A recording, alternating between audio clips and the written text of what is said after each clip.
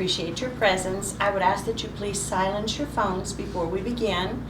We might have an opportunity at the end, if there is time, to take some questions. And the way to submit your questions would be, look on the board. That is Angie's cell number. Please text the question to Angie, and she will sift through those questions, and if we have time, would ask the ones that she would deem appropriate. Thank you for taking time out of your busy lives to be here, but I especially want to thank these 4 people, because our knowledge when it comes to foster care and when it comes to trauma and ACEs is academic. We try to learn through training what it looks like walking in these people's shoes. But I will tell you right now that I'm deficient in this because I had a beautiful childhood. I had parents who loved me and nurtured me, and I did not end up in the system. I've never walked in their shoes, and most of us in here perhaps have not. So it takes a lot of bravery and a lot of transparency to speak about what happened, and it's hard. It's very hard. So we all need to be respectful of how difficult this is to share. But they are doing it for our benefit so that our advocacy can be more informed. And I appreciate that. And I know they're nervous. Jabria here told me it's nervous. And I said, Jabria, just look at me. This is a conversation. This is a conversation. I was Jabria's CASA, and you have my permission to be brutally honest. And Sarah is my daughter, and she has my permission to be brutally honest, because as an adopted parent, I didn't do anything. I didn't do everything well or perfectly, for sure, and I'm still learning. So deep breaths, relax.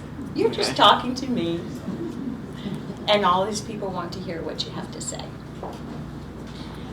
So I'm going to start on this side with Miss Ashley. Miss Ashley, please introduce yourself and tell us why you decided to tell your story. Okay, I'm Ashley Scarlett. Oh, let's see. I entered foster care when I was 7 and aged out when I was 19. I did spend a little time in the independent living program. I feel like I spent a lot of my adult years not using my past for a purpose. And so I decided finally it's time to do something about that, and I joined forces with CASA. I was in training to be an advocate, and a position here as a supervisor popped open, and I interviewed for it, and Daryl and Angie thought I had the spot figured out. So I obviously am still figuring it out every day, but I'm giving it my best to use the experiences I had through my life to help others who are in it now. So. Thank you, Ashley.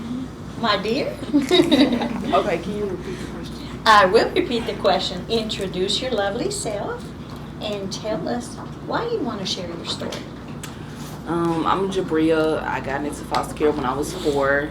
I aged out of foster care when I was 21. And I want to tell my story because I want people that went through the same situation or a similar situation to know that it's light at the end of the tunnel and you can get through anything that you want to if you choose to.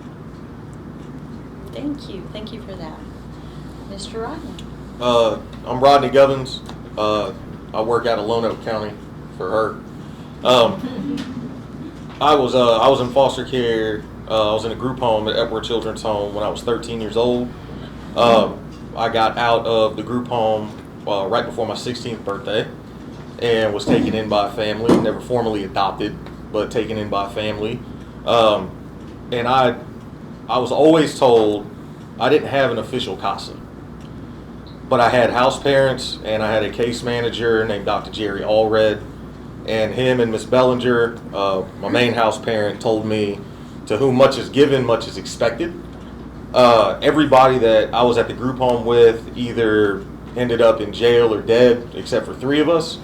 So I've got to do something. I felt that call to, help out, and if I can show a couple of kids and show some people how to nurture foster kids a little bit differently, then maybe those outcomes can change. Thank you so much for sharing that. Thanks, Ron. Sarah? Hi, I'm Sarah. I am Xanthoula's adopted daughter. I entered foster care when I was 12, and I was adopted the month before I turned 18. And I have decided to share today because growing up in foster care, I always felt like I had no control or no way to help myself or others. And so this is my way of being able to help others that are still in care. Okay. Thank you for sharing, Sarah. If there is a question you do not wish to answer or you need to move on, just say pass. Okay? We did it. First question. We're good. We did it. Excellent.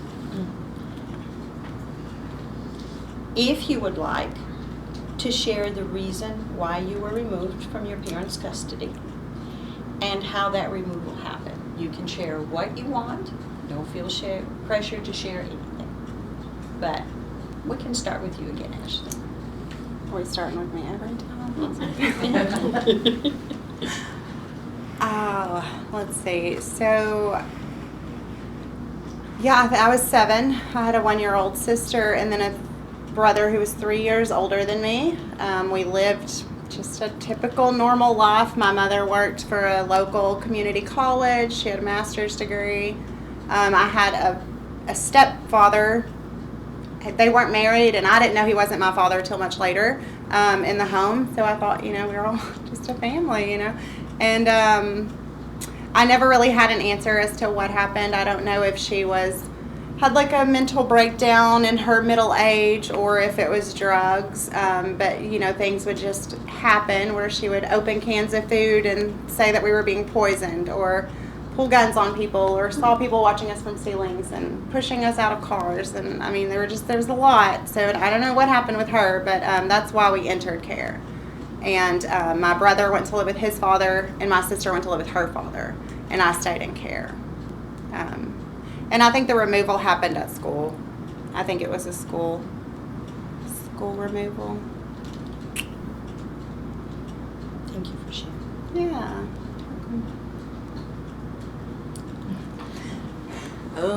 Okay, so my mother, she was on drugs, and she was just really abusive towards me and my siblings and stuff like that. And we grew up in poverty, I guess you could say. Most people say poverty, but that's really basically it. Like she was just, my dad, he was in prison, so he really wasn't there. But the times that he was there, he did show up for us, and he was a good father.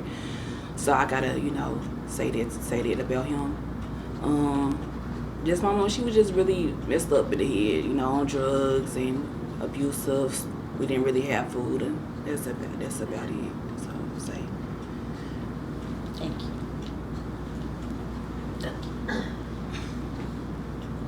So, everything was probably like pretty good, I would say. I was raised by a single mom, German immigrant. So, there were challenges, adapting somewhat throughout the time.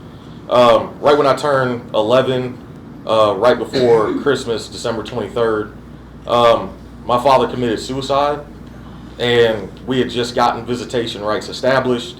So first 11 years of my life, I really didn't know him. Finally got to know him for about 6 months. We argued at 11 years old, right? What kid argues, right? But we argued. He committed suicide December 23rd, 1995, and or 1994. And I started getting angry, as most kids would probably. 6 months later, I had a pretty good relationship established with his mother. I finally got to learn his side of the family, and my grandmother died from breast cancer complications. So I got even more angry, and I started really falling in with the wrong crowd. I dabbled in drugs, sold drugs, and I wanted to have, because we were one of the have-nots. Got caught up. Mom really couldn't take it, so she put me, in the system where she felt like I needed to be at. It's supposed to be a temporary thing, and it ended up being pretty permanent. Thank you for sharing. Sarah? I entered foster care during the summer of 2013. It was after my mother had already been incarcerated for a few months. I had a brother who was staying with us for the summer. He was adopted by my nana, and he was there staying with me. And so it was just me and him on our own while Mom was incarcerated, and we had some attention drawn to ourselves because, of course, what unsupervised young teenagers are not going to get in trouble. So when the law started to look at us and was wondering where our mother was, that is how I entered care. So. Thank you. Now, I'm going to come back to you, Sarah. Do you remember approximately how long you stay in foster care, and maybe approximately how many placements you had? I had 9 placements, and I was in care for 1,658 days.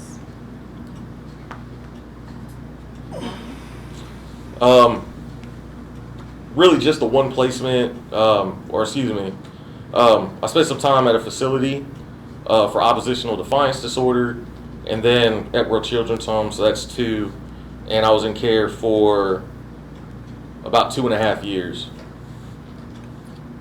Thank you.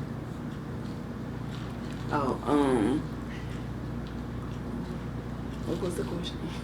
Do you remember how long you were in foster care and maybe how many placements you had? Okay, so according to my second to last caseworker, it was like 60 placements. And I was in foster care for about 17. Well, I consistently went from place to place because I had behavior issues. So some placements I stayed there for 2 weeks, some I stayed there for a month, some I stayed there for a couple of days. But the longest I ever stayed in a foster home was probably about 3 years, and I loved her. And I still talk to her to this day, but yeah. Thanks, Julia. Before you go, straighten your hair. Let's see, I was in care for 13 years, and I altogether probably about 42 placements. Some being group homes, some being foster homes. Okay. And that is a segue to my next question. What type of placements did you experience? Okay. A very broad. Foster homes, group homes, therapeutic foster homes, facilities. Yeah, and that's about it. You experienced Many it of all. them. Yes. How about you, Jabri? Everything: foster homes, therapeutic foster homes, temporary foster homes, group homes, behavior facilities, juvenile. That's about it. You kind of answered that, but let's give you an opportunity to talk some more. Just the group homes, and I was in one group home and one facility. Sarah? I've been in group homes, foster homes, behavioral and juvenile facilities, pre-adoptive and adoptive. Thank you. So, Sarah, in what ways do you feel foster care was a positive in your life? So, I don't know if you remember when I first moved in, but I did not have a healthy sense of what a parent and a child's relationship was. And I did not do well with authority. And so one of the things that Bruce and Xanthoula did was more mentor, more guidance. And foster care was a positive because if I hadn't entered foster care, I would have never learned what normal relationships were, what it was to look like when a mother or father was showing you love. I would have never learned that a parent takes care of you, you don't take care of them. So that's my biggest takeaway from foster care. Yeah, I mean, I would say something similar. That was very well put. Yeah, I don't think any of us want to go after her. I would, That's my kid. You can't have So you coached her last night is what I'm her. saying. Oh, no, she's a natural. so the unrehearsed answer. No, I think, like to be honest, I mean, mom's was crazy, right? So it just kind of showed me like, and it's weird saying this because some of the conversation later, I may backtrack a little bit or it may seem a little contradictory, but I got to feel loved a little bit in care where I did not feel that kind of love at home for a few years. I didn't realize it was love at the time. When you're being held accountable to something, right? And people are actually smarter than you and you can't manipulate them. That kind of taught me like, okay, you're not the smartest guy in the room. So, back off the manipulation a little bit, and just, be a kid for once. I think that's probably the biggest positive.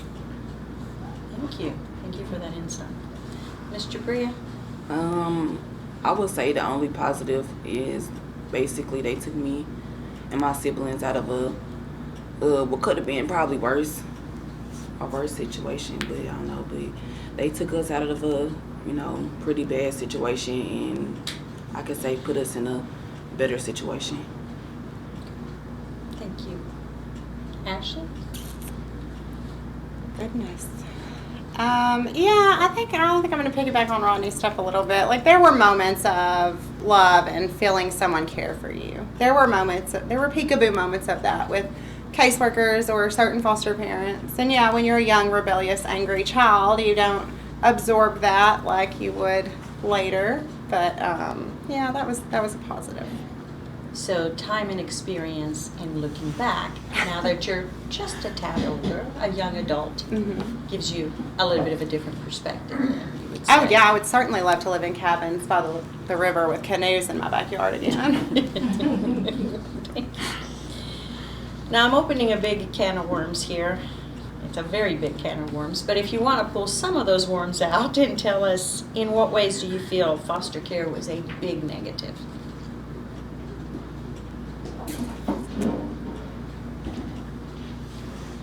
Goodness. I don't know if we're speaking in comparison to what could have been home life or just overall. Overall. Okay. Being ill-equipped for adulthood in the real world. Not having guidance and a support system at the end of your road.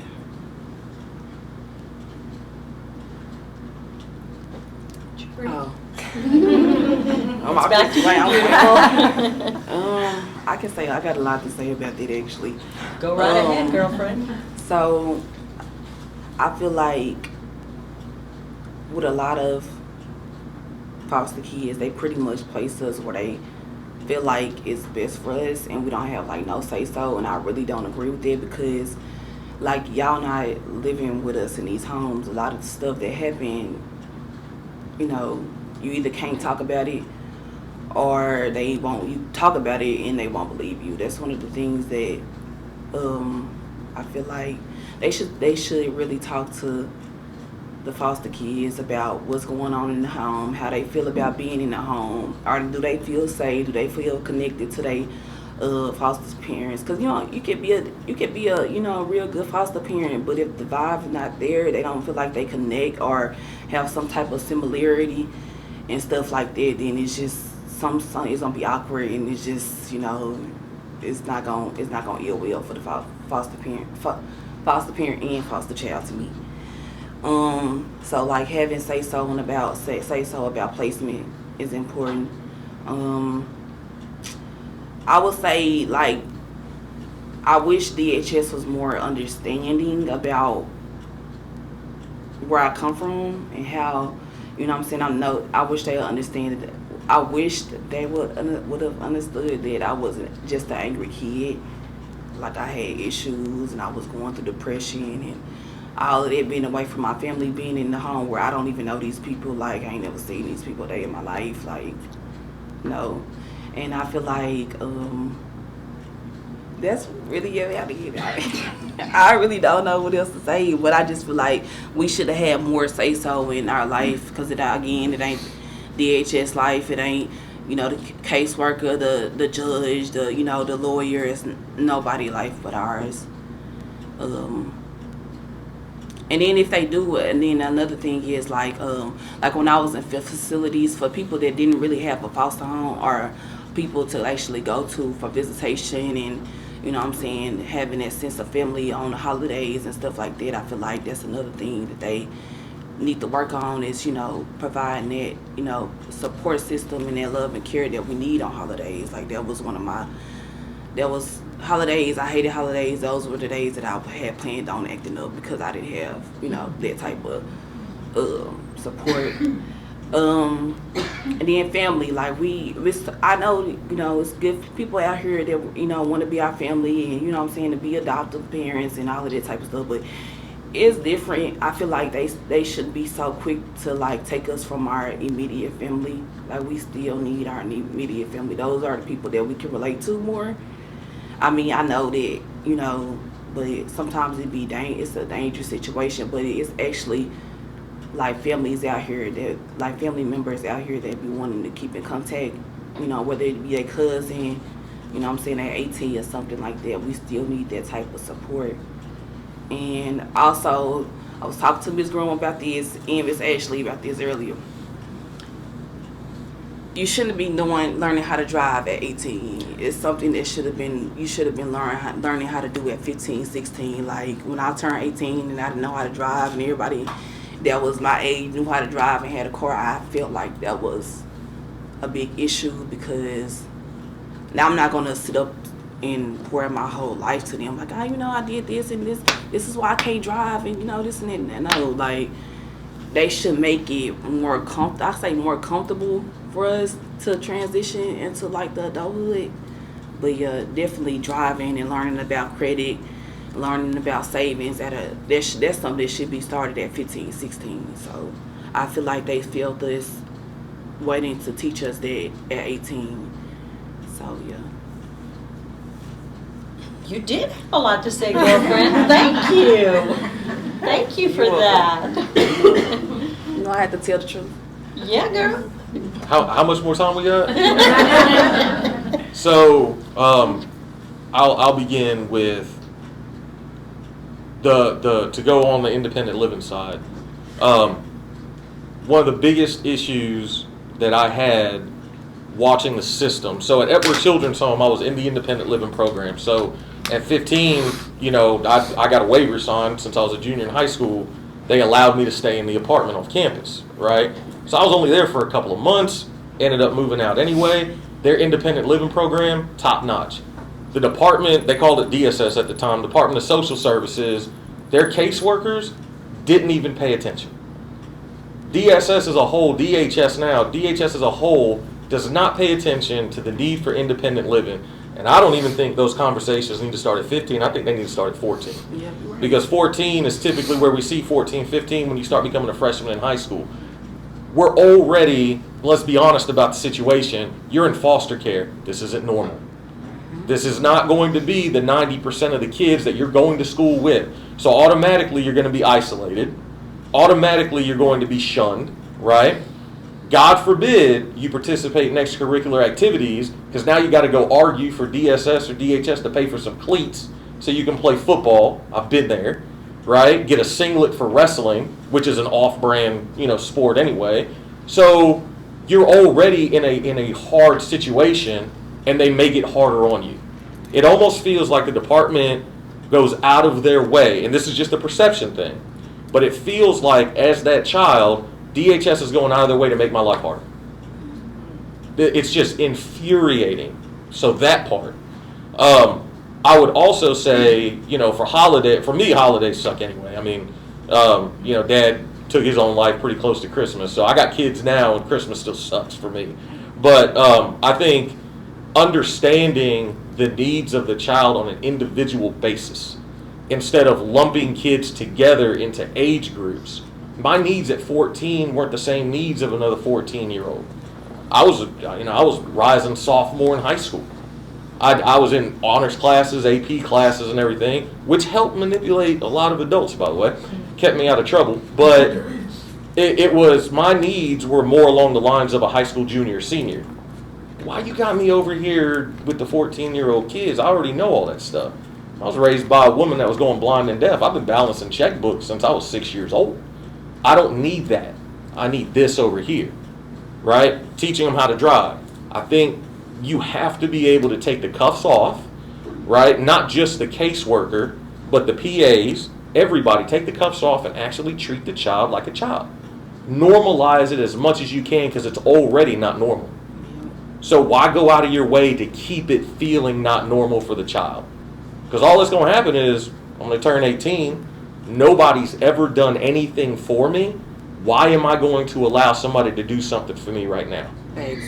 I can't go ahead and build a healthy relationship and have a healthy support system if I've never been shown what one actually looks like. Because every support system that I've ever had, I've had to fight in court. I don't need that in my life. I'll just do it on my own and figure it out with a 365 credit score. We'll make it work, right? So I think that's probably one of the biggest takeaways that I have from foster care is we got to prepare our kids a lot better. Amen. Thanks. I think he said a lot. You did good. You saw- Well, I don't have to follow this one up right now. Those were good answers. Could you repeat the question? In what ways do you feel being in foster care was a major negative? So, in my biological family, we have mental health illnesses that run bipolar, depression, all of those things. And something I did not realize until Xanthoula had pointed it out when I got with her.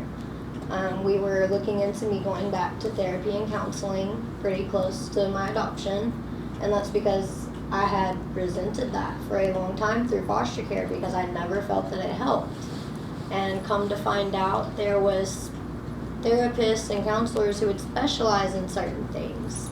And I would have never known if it hadn't been for Xanthoula and her knowledge that I actually needed help by a trauma-based therapist and counselor. Someone who was specifically trained to meet my therapeutic needs and to give me the coping skills I needed. And I started seeing this therapist, and it was the first time that I enjoyed therapy. I was getting help. I was coming home and I was excited about it. I looked forward to my sessions. I even went on my own without having to be, forced, like, Sarah, you need to go to your appointment, don't miss it. Like, I was willing to go. And foster care didn't give me access to that. It gave me access to therapy, but they didn't, like y'all said, have enough time to focus on the individual needs of a child to be able to see that, okay, we need to get her in this specific therapy. It was every child in therapy, we're good to go. So, big negative of foster care is my mental health needs were not met throughout my time. And I don't fully blame that on just DHS or anything because there is a lot of children. But that is a problem. They do not have the means or the time to be able to focus on those children's needs like they need to. So to follow up on your comments, Sarah, we talk in training about trauma-informed mental health care because our kids have very high adverse childhood experience scores, and it needs to be trauma-informed. Not every counselor is certified to do that, and we need to advocate for quality services. And sometimes DHS does contract with providers who don't offer the quality services our children need. And again, each child is different, but we do know that our kids have high A scores. Follow up on what you're saying. By the age of 14, a child needs to have a transitional youth specialist assigned to them. They need to be attending classes and they need to have a life skills assessment. Because like Rodney said, if I already know how to balance a checkbook, you take that off of that skills list and go through that list and see what do I lack and where is my knowledge deficient. Okay, very important. family. We train our CASAs to first look at relatives. We train them to actually search for relatives in various ways because, you know, Jabria could have a relative, I don't know, in Illinois who is fit and willing and appropriate to take care of her. And even if you have a case that has been in the system for a long time, go back and mine the records. Because oftentimes you find out that something fell through the cracks because we have turnover in the department. They did not look for the relative. They didn't find that relative.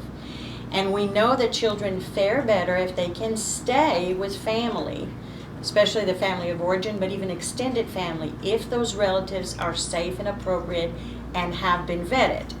And we should not have to beg for these relatives to be vetted. We should not have to beg for our children to go to independent living classes. And we always need to bring it to the attention of our judges when this is not happening and our children are not being transported and they're not making it to those classes. Because folks, my parents did a lot to prepare me for adulthood when I was a child. And they supported me through all of this. And these young people went through the system without that proper support. And as CASAs, we are those professional nags that compel the system to do the work and give the kids what they're entitled to. It is their right to have this, all of these things provided for them in care. All right. Oh, you did? I'm so sorry. Yeah, it's okay. I was gonna say they do have like something like for the kids that's transitioning out of independent living, but like I think it's bull crap. Like it's not. It don't. I mean, just being honest, they don't really talk about stuff. Like it's like the same thing every time you go, and it's not like in depth, and it's like a group. I feel like if it was more individual work that was being done, then you would get somewhere. But to be honest, I didn't learn nothing while I was there, so I feel like what kind of cookies and cupcakes I liked when I went to. Oh yeah, they had some good food. They had food. They had good food. They did. Good snacks. Okay. All right. So we're going to go to our next category, and we're going to talk about our judges, the judges that handle their cases. So we're going to start with Sarah. In what ways do you feel your judge excelled in presiding over your case? I have nothing negative to say about my judge. She was top notch through my whole case. She always fought for me, even if there wasn't a CASA in the room. And there was a time where I'd had a pre-adoptive placement fall through. And I'd had an Apple Watch stolen from me that was given to me by a previous boyfriend for my birthday. And as a punishment, they tried to take my watch and give it back to him after being told to return me my watch.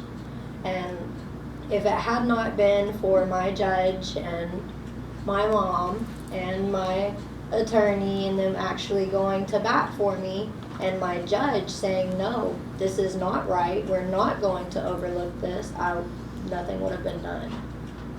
So my judge, even down to an Apple Watch, always was top notch for me.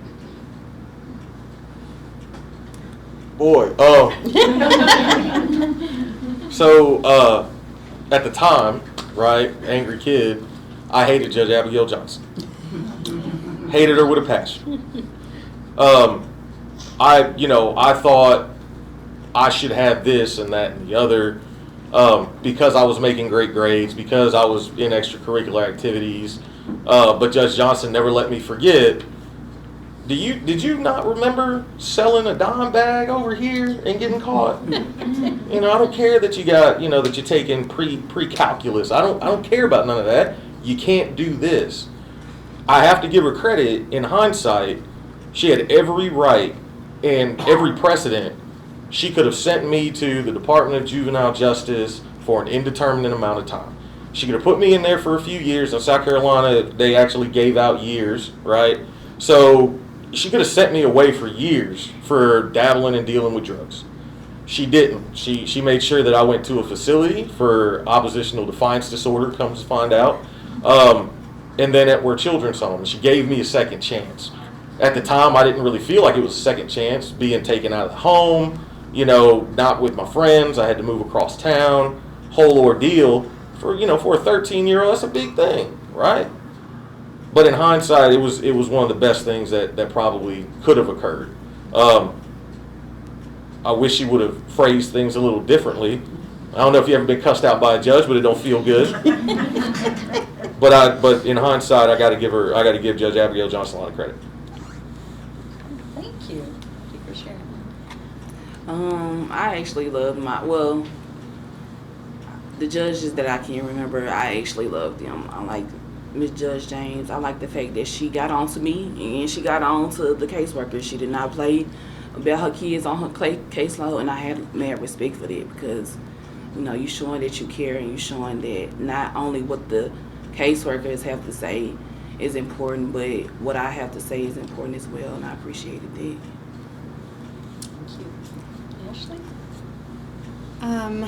I had the same judge the entire time I was in care.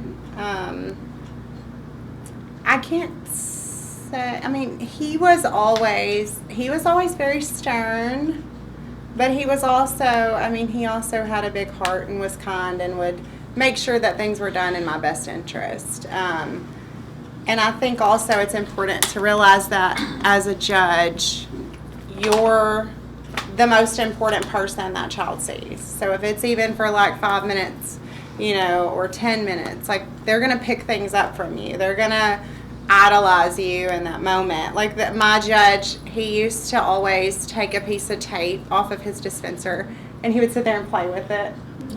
I still find myself doing that. I don't know why. Like I'll just look down and I'll have tape and I'm like, oh gosh. But like, they take in and soak in everything you say. Even years later, they'll hear that and know. Okay. Yeah. So, we have a judge here. We want you to tell us how it feels like as a child being in court and how we could make that more comfortable. Okay. I'm a different breed. I liked it. I don't know. I was in court like every 3 to 6 months of my life. So, I would just sit in the jury box and watch everything. I soaked it in. I don't know. So you loved it. Okay. Yeah, I don't know if I can help you with that one. All right. Clearly not. Jabri? I feel like after a while I got used to it. I really didn't care. It was just, we finna go to the judge, we finna go see the judge, okay, cool, let's get this over with so I can go. But I feel like sometimes, I ain't gonna lie, sometimes I've been got in trouble about, something, and it really wasn't my fault. And I really wish the judge would have been more understanding about it, but I feel like that's about it. 'Cause sometimes sometimes you be put in situations, especially going into these foster homes and different placements that you know nothing about and they don't know nothing about you or nothing. You gotta defend yourself. So, certain situations, I had to, just had to defend myself, and I wish the judge would have been more understanding about that. Mm-hmm. Is there anything that would have made you more comfortable in court? Being understanding. Okay. Yeah. I think for me, I think I learned a lot in my first 2 court hearings. I'm a process. I guess I don't know. I'm weird. I'm built different too. I'm a process and procedure guy, so I want to understand from A to Z how this works, right? And then I get caught up on the terminology. I kept hearing this word when I was 13. This word precedent, right? What's the precedent here? What the hell are you talking about, right? Previous court cases. You're supposed to smack him every time he curses. Was that one? Yes. Oh, it could have got much worse. I'm sorry. You weren't here before we started. So like precedent, ties back to previous court cases, Rodney. Oh, that's what it is? Well, let me find the precedent for them to buy me a new pair of Jordans. I'm going to see if I can find that. So I started researching, right, and that actually helped me get a little bit more comfortable. I understood process, I understood procedure, and, I also, I got prepared for the big cases. I got prepared by the actual attorneys. They walked me in, they're like, hey, listen, you're going to sit here. They're going to ask you some questions. Some of these questions might be hard, so if it gets too rough or whatever, you can just kind of look over at the judge, and Judge Johnson will kind of, recess everything and kind of let you take a little load off. Okay? That made me feel more comfortable because I've already rehearsed it.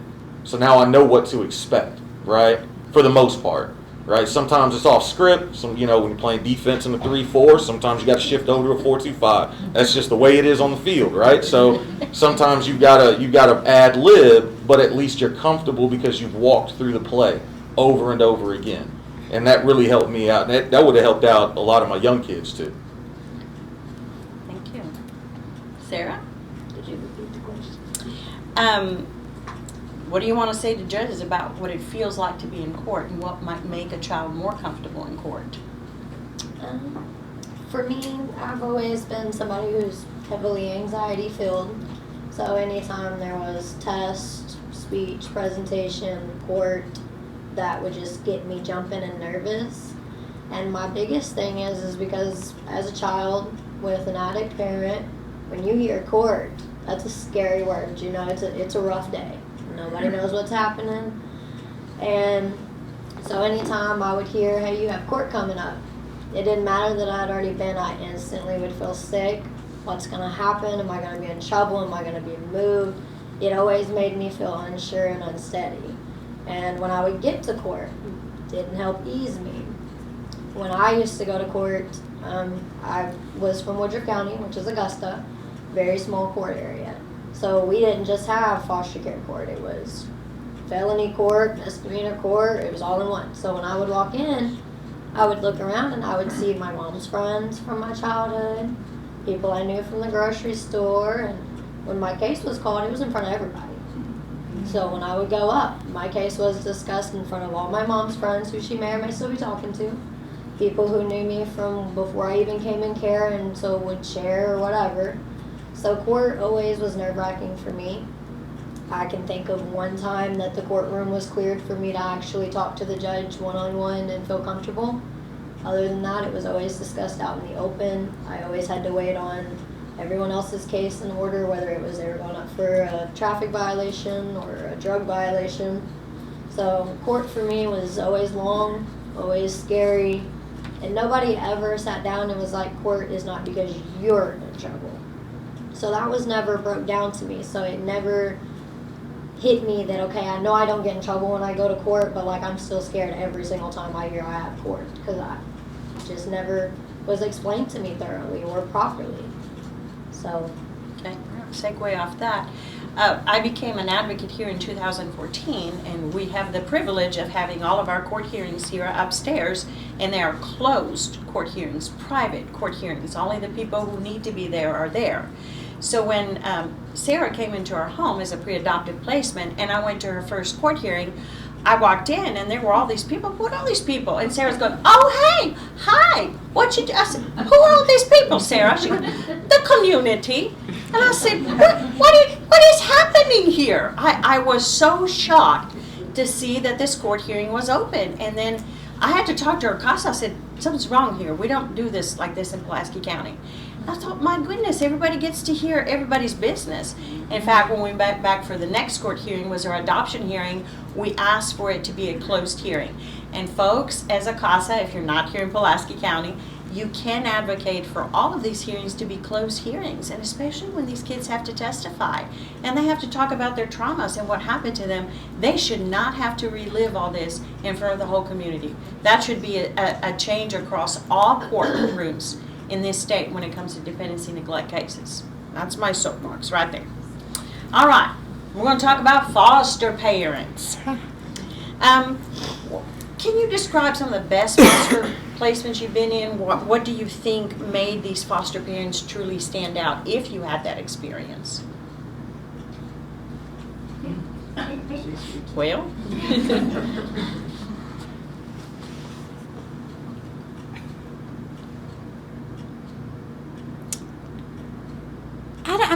I had a few good sets of foster parents. I think it was me that didn't make it easy on them.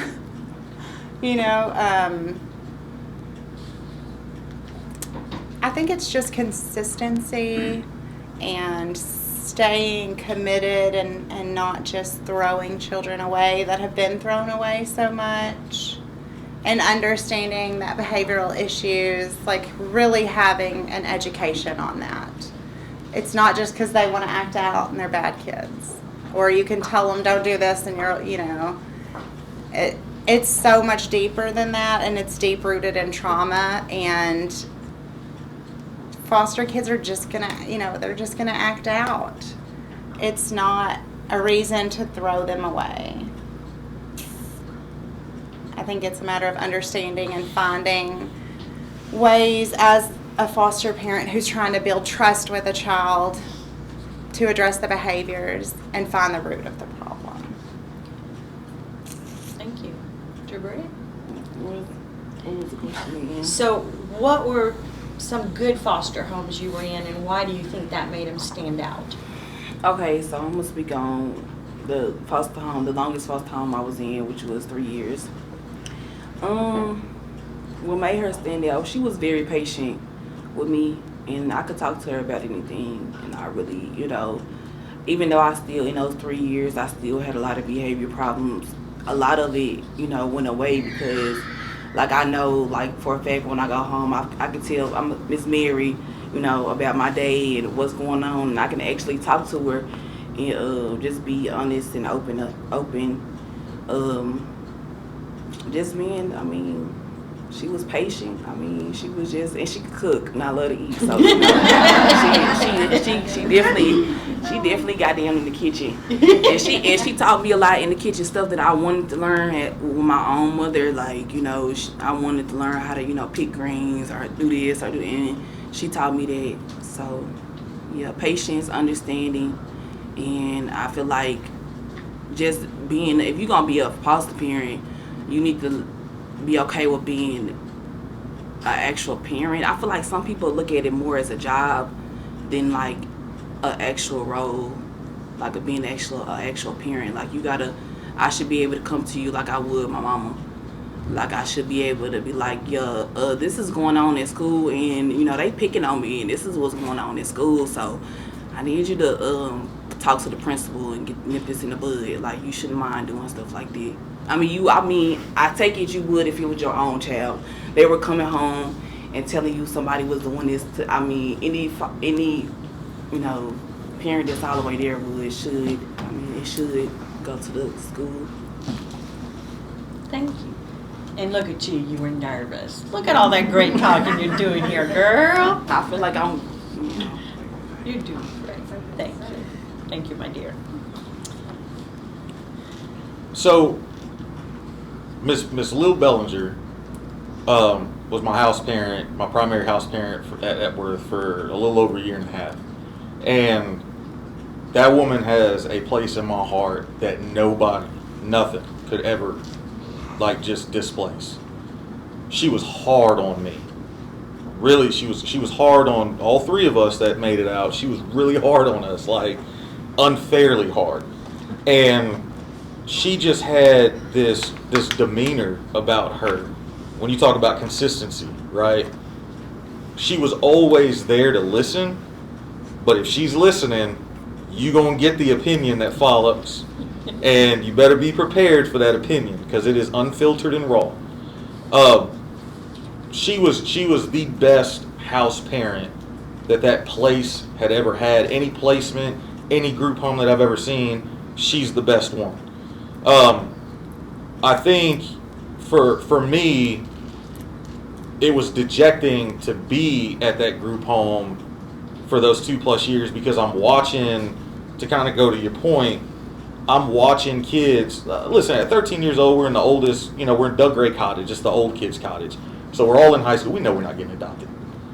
Every month, it was always a Sunday, the United Methodist Church, that's who ran the place, would have what we called Adoption Day, right? Now we've since we're in a group chat, we now call it Prime Day, like Amazon, right? Because that's what it felt like. Like everybody had to get dressed up, except us, we didn't. But all the little kids would get dressed up, and they'd be touted around, and these prospective people would be, oh my God, I want to adopt them, I want to adopt them. You have no idea what you're getting into. You have no idea the level of trauma, abuse, all the craziness that, I can say craziness, right? Yes. Okay. That's not a cuss word. All the craziness that these kids have put up with, and then you want to come in and swoop them in like you're the savior. And then 3 months later, you're bringing them back. because it's a failed adoption. No, you failed as a parent. You failed as an adopted parent, period. But now, as teenage kids, we had to pick up the pieces because just like you said, you idolizing the judge, these little kids idolized us. Because we played basketball, we played football, right? We were older kids, right? Depending on the day, they'd see me drinking a beer outside, so they idolized us. So so they would come in and they'd spill their guts to us. 6 years old, 7 years old, why doesn't anybody want me? That is so dejecting to go through that and have to answer and tell a kid that somebody does want them. It just wasn't the people that took them. And how many times does that kid have to go through that before we finally get it in our thick skulls of society that this isn't a toy that you just got at Toys R Us, man. You can't just bring this kid back. There's no refund policy. It should be all sales final in adoption. All sales final. So I think for me, Miss Bellinger was the greatest house parent, greatest foster parent, whatever title you want to give her. She was the greatest in the world. She would put her hands on you in a very loving way. But she also got down in the kitchen, man. Her greens. What? It make a difference. All right, Sarah, what are some of the best foster homes you experienced, and why do you feel they stood out from the rest? Foster home wise, I don't feel like any one of them particularly stood out more than the rest in a beneficial way. I feel like I gained something from all of them. The first placements that I were ever in were behavioral facilities for emergency placement. There was no beds open, so that's what they had. So I went to Batesville, and it was there that I learned I am very schedule oriented. I love a schedule. I have a schedule on my wall, and it even has down to brush teeth, brush hair. Like, for me, seeing that and knowing, okay, I've done this, worked for me. And it was in that group home that I learned that, because we had a to-do list board, we had a chore list. Every week somebody had laundry day, so it was how I learned to organize my life. There was other group homes where I learned how to do basic things like make time for myself. We had reading time, or we had time where we were forced to figure out what we enjoyed doing. If it hadn't been for being forced to sit down and find what I enjoyed doing, I'd have never explored that. I would have just kept doing, okay, I need to do this, and I need to do that, and I need to do that. I would have never found what I enjoyed. And if I had never been adopted, I would have never learned really anything.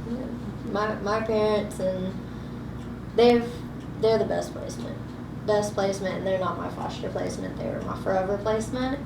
But hands down, that's been my best placement. I've gained support, I've gained permanency, structure. I'm definitely held accountable for everything that I do, but not in a mean way, not in a scolding way, but in a way that's like, hey, you did this, you made these mistakes, this is what happened, but we can fix this together. So I learned forgiveness and acceptance as well. I gave her a $100 bill before this. That's how you buy a good review. So, we're certainly, as CASAs, we're not all-knowing, we're not God, we don't have a magic ball, but we do have access to home studies of people who are prospective adoptive parents. And, we also should have common sense and some training to read through those home studies very carefully, and to also do our independent investigation regarding the particular person who's expressing an interest in adopting a child. Because yes, people may not have, let's say, a criminal record, but they may have other records that show maybe a level of instability that's not appropriate for these children. So I recently had an adoption specialist say to me, I sent you a home study and you poked all kinds of holes into that. And I said, that's my job. And just because a department did a home study doesn't mean that this person is appropriate for Sarah or Rodney or Jabria or Ashley. Folks, we are the expert on the child, or we should be if we're doing our job right. Correct? We should be the expert on that child. We know what that child needs. We know what is a good fit for that child. Look at those home studies and don't let anybody tell you you're not entitled to them. Because for pre-adoptive placements, you are. And we need to do our due diligence and look at those home studies. All right.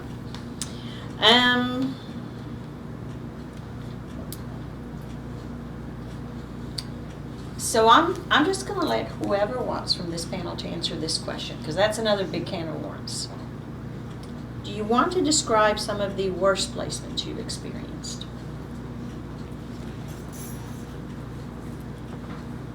The worst. Some of the worst. And what made them that bad?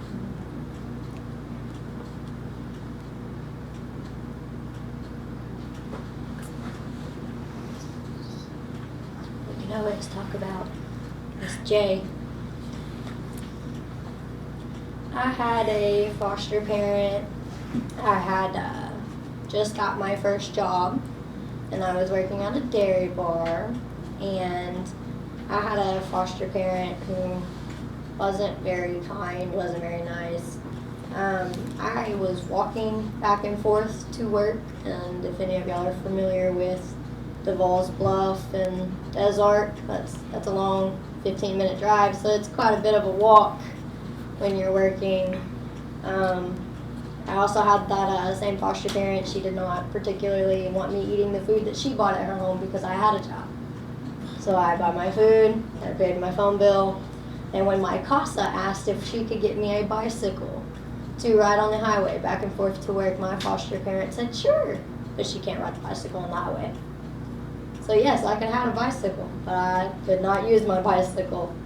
So that was one of my worst placements. I ran away from there, and if it wasn't for Miss Angie, I was not going to turn myself in. She is the one who called and talked to me and was like, Sarah, let's think about the choices that we're making, and they agreed that if I would meet them at McDonald's that they would get me a new placement. So that was what we did, because DHS did not want to move me. Yeah, and that's so devastating to know it took that extreme. But there's so many kids in homes today that it is that extreme for them, that they just want to escape. Because there are really bad homes. And I think a lot of what I seen was, I can't remember a time when a DCFS officer worker ever stepped foot in one of my foster homes. They might drop you off outside and let you go in if they're transporting you, but they don't come in. They don't talk to these parents.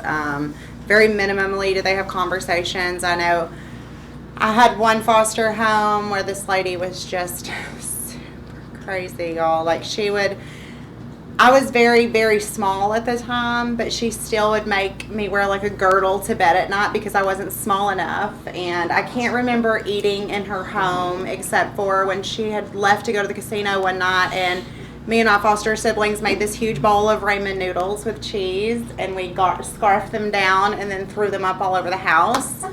And I haven't touched them since because that's so horrible.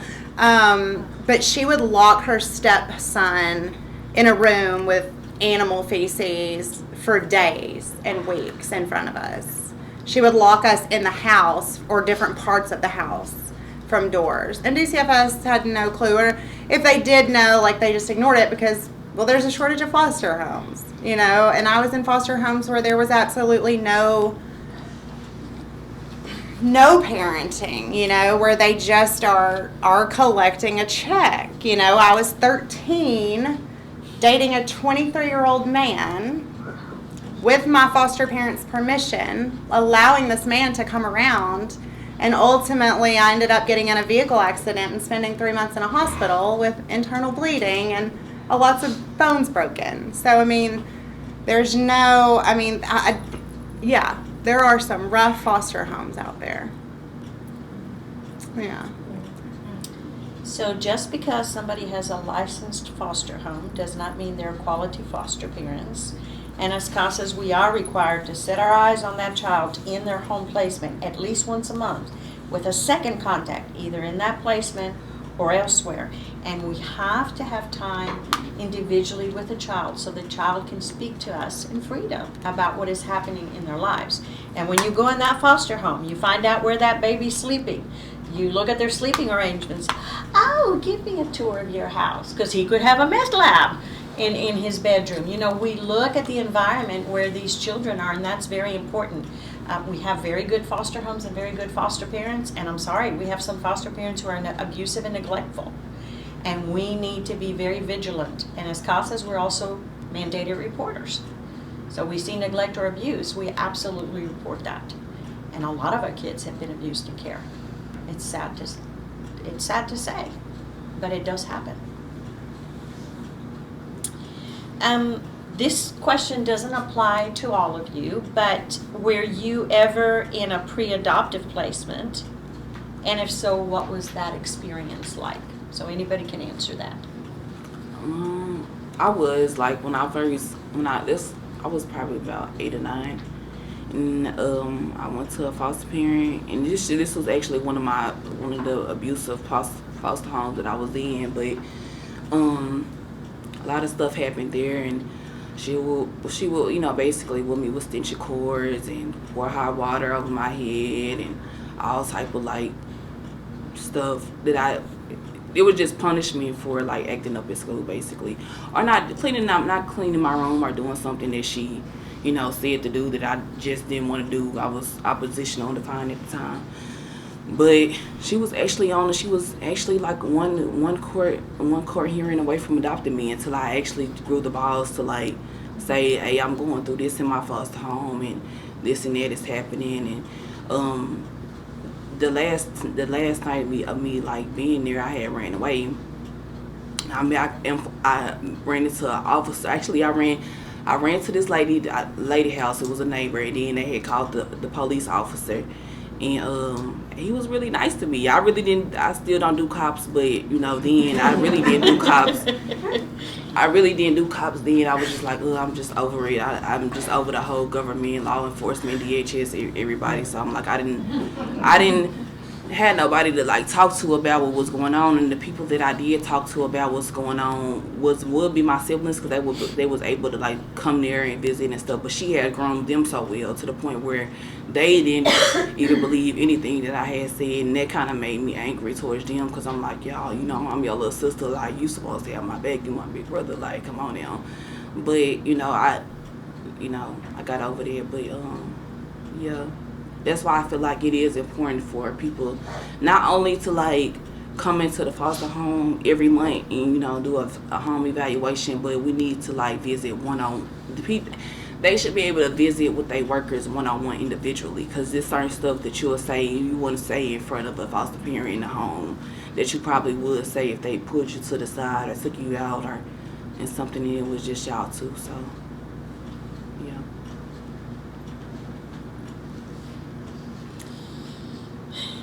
Anybody else want to talk about our pre-adoptive placement and how that went? Mine worked out, so I got lucky. I was working at Piggly Wiggly, a little grocery store on Devine Street, and I call him my brother now. I was walking home one night, right? I didn't have to walk on the highway, but walking in Columbia, South Carolina at 10 o'clock at night isn't exactly copacetic for a 15-year-old. So, especially one with the history that I had. So, he gave me a ride one night. He was like, just tell me where to drop you off at. So I told him, 2900 Millwood. He said, that's Children's Home. Yeah, that's where I'm living. Oh, okay. All right, well, I'll give you a ride tomorrow night too if you need it. So we did that for a couple of days, and then, one night he goes, drop me off. He said, hey man, tomorrow just pack a bag. You can come stay with me. Yeah, that doesn't really vibe, man. Like, you're 16, I'm 15. Like, I don't see how this is gonna work out. And he said, I talked to my mom, man. You can come live with us. Okay, let me run it by my people, right? So, Dr. Jerry Allred, all credit to Dr. Jerry Allred and Miss Shana Charles. They scoped out the place and they interviewed them. And Mama Boo, her name's Nyoka Creeks, but I got to call her Mama Boo. She doesn't want to be called Grandma either. Ooh, don't do that. But Mama Boo, took me in, and she treated me just like she treated all the other children.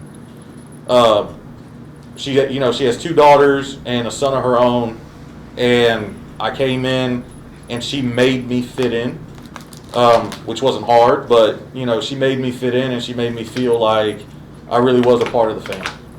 So, mine worked out. We never really did official adoption, had that hearing and everything. but I call her mom, so I think it worked out for me. Thank you for sharing. Thank you. Well, let's talk about CASAs.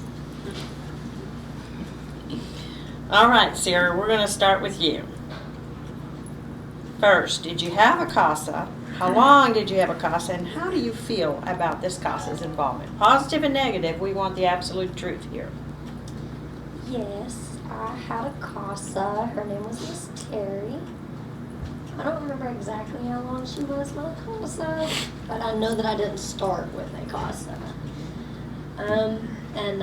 We have a great relationship. I've known Miss Terry since before I ever came in care. I wanted to join a choir, and her church had one. So I started going to that church, and she was the choir lady, and I was the youngest person in choir. And so we grew a really good bond over that, and she always had wildlife animals because she did wildlife rescue for Augusta. So I used to go over there after church with her, and she knew that, I didn't really have an active mom. So I would go over there, and she would make me sandwiches for lunch, and we would feed the owls and things. And when she became a CASA and found out that I was in care, she took over my case. And we're still close. We still talk on a regular basis. She always never forgets my birthday. She never forgets me on a holiday. She always takes the time out. Hey, happy Thanksgiving. Hey, Merry Christmas. Hey, happy birthday. So.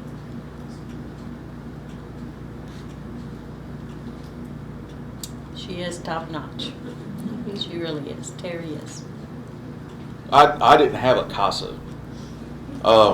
Again, I got lucky.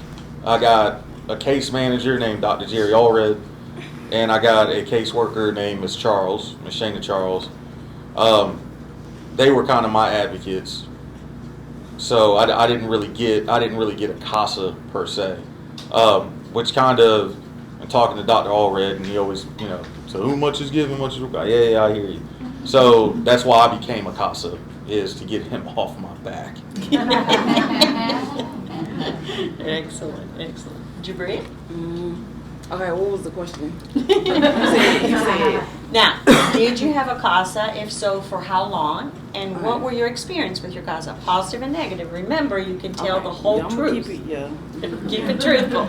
Okay, I got a CASA when I was 20, right? When I was 20, 19. I feel like I was 19, but I probably was 20. Just turned 20. Yeah, just turned 20. That's when I received my first CASA. At first, I was just like, "Who is this woman? Like, why is Miss Lisa calling me back out, adding new people on my caseload, knowing I'm finna age out in the next year? Like, why is she doing all of that?" But I was just like, I don't really know. And then I was like, okay, let me go ahead and try it out, because this might be a nice lady. She might can, be a long-term support system for me. And I knew that if I was just being real with myself, I knew that's something that I longed for, and something that I needed was a long-term support system. So I got into contact with Miss Groom and stuff like that. And at first it was just like, I was like this towards her and Miss Ashley. I was like, why is these folks steady calling and texting and checking on me? Like, I do not want to be bothered with all of that. But when I finally opened up, allowed, good people to come into my life, a lot of, blessings came with it too. I still talk to Miss Ashley. I see her, what's her name? Miss Ashley, what's her name? Hey, her name is Ashley. You talking about Lisa? This, the caseworker? the lady that used to work with you. Tasha. Miss Tasha, yeah. Okay, I'm thinking of you. Miss Tasha, yeah, I see her at Immerse from time to time. And when I do, it's positive vibes. She give me encouragement and stuff like that. But Miss Groom, like, we talk on a daily basis, but oftenly we talk. And when I need her to be there, she there. She gonna tell me the real, either whether I like it or whether I don't. I appreciate that because I respect honesty. It's just overall been a good journey. I mean, anything that I had to say to her, whether she like it or not, I say it. Anything that I had to say, she whether I like it or not, she say it because we got that open communication, relationship. I can talk to her about anything, and I appreciate that. That's really all I got to say about that. It ain't nothing else. Like, Lent it, her $100 before. That's right. Yes. Kind of sad I missed my coaching lesson with you. And money. And on the Right. And money. Right. I did have a CASA. Side note though, y'all hear them say they still talk to their CASAs after they've aged out. It's a long thing. That's cool. I did have a CASA. I want to say I might have been like 14 or 15 and I was assigned a CASA. I remember meeting her twice, and other than that, I don't have recollection of her being in court or coming to see me outside of that or being with me long term. So maybe it was a short life in CASA for her. I'm not sure. So when we interview applicants, we tell them about the advocacy we do and how this is not just episodic. You know, you don't show up every so often. You actually make a time commitment of anywhere from 12, 15 to 18 months or even longer. And I tell people, and we say it till we're blue in the face, we are not in the business of re-traumatizing children by being one more adult who comes into their lives and walks out. So if you're going to do this, take it seriously. And I did a presentation Sunday at a church, and I said, if you're the flaky variety, this is not the volunteer position for you. And I smile at the end. I go, I mean it. You can help the CASA program in some other way. So that's why we constantly say, commitment, commitment, commitment. See this through. And you think, when Lisa Hewlett first approached me about Jabria, I'm like, she's 20 years old, she's going to age out in a year. What can I do for Jabria? And I thought, you idiot, you can be there. 1 year. You can be there, but it's been more than 1 year. I always say, you can make a difference. And even if the case doesn't go the way you want to, children are better off having a diligent CASA, not the CASA that comes and goes, not the flaky variety. So it could have been life-changing for Ashley, and someone chose not to be there for her long term, which is something she needed in the system. So, anybody can answer this. What do you want your CASAs to understand about your experiences? If there was one or two things you wanted your CASAs to get today, what would you say to them? Okay, so I'm gonna speak from like the younger me. If I had a CASA worker and I was like 12, 13, whatever the case may be, those are the times where I really had issues, like anger issues. And I would want them to understand that I didn't become angry over time. I mean, you know, well, I did become angrier over time, but it didn't fall from the sky and land on me or nothing like that. I would want my CASA worker to just understand that I'm not a bad kid and just, you know, be there and, like you said, be committed to, you know, being there for me, being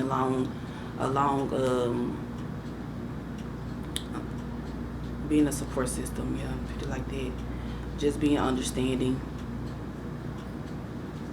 That's it, because typically, you know, some people at around 12 or 13, they be like, oh, she too bad, like, we got to leave her, we got to move around, like, she just ain't too much at that age. And that's typically what that's what my caseworkers used to think of me. I mean, I know that for a fact, but I just, like I said, I would want my CASA to be consistent, be understanding, know that I wasn't born an angry child, know that I went through hell and back again.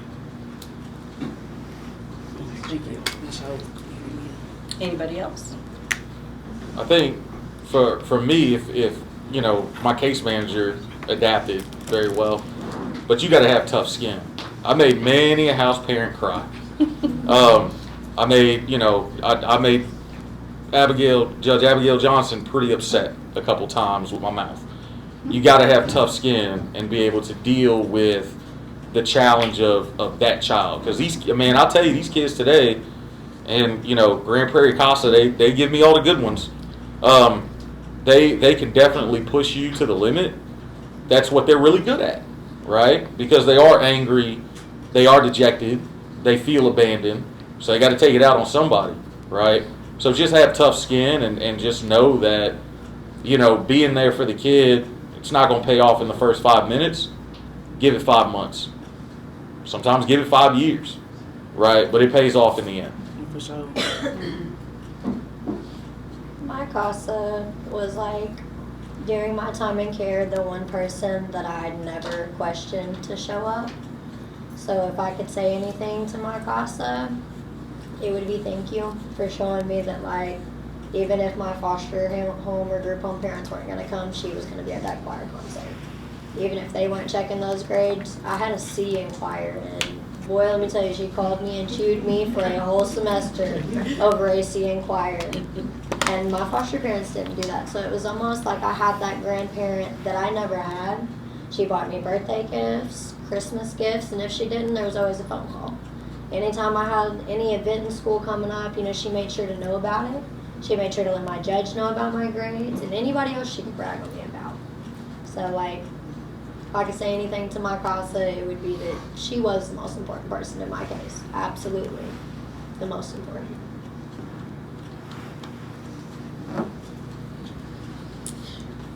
Well, another can of worms that we're going to open. How many caseworkers did you have, Sarah? And can you talk about the ones that really stood out because of how well they worked with you?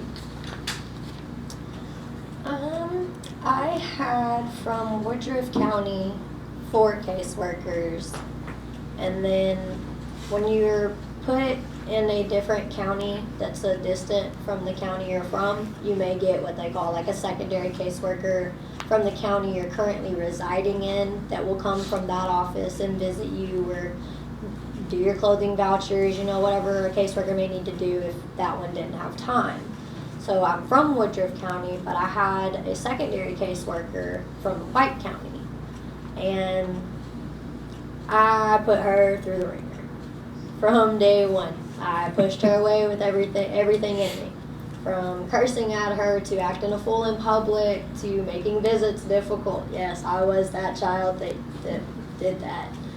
And she was that caseworker that when White County told her, we're giving you this case, and she took it on, she was like, I got this. And she 100% did. I still talk to that caseworker. She no longer works for DHS. She Centers in Little Rock. Centers in Little Rock. She came to my adoption things. She's come to things after my adoption. She keeps in touch with us.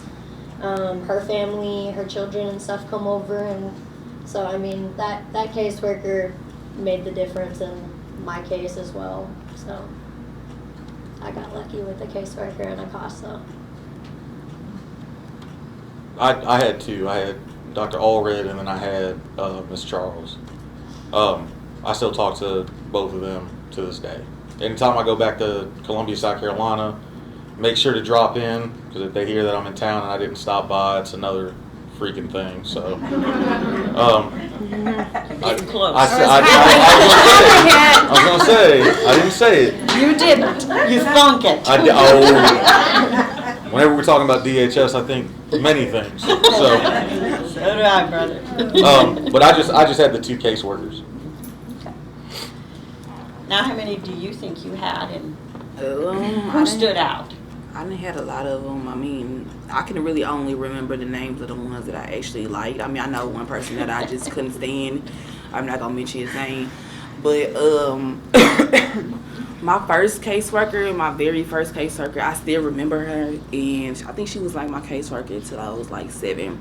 Her name was Miss Burley, and I still see her from time to time, and we chop it up, and we have a good. It's like I ain't never left, and she ain't never left, and I can say she was understanding, and she still made sure, here and there that she checked on what she did have when she did know where I was placed. She made sure she called that foster parent.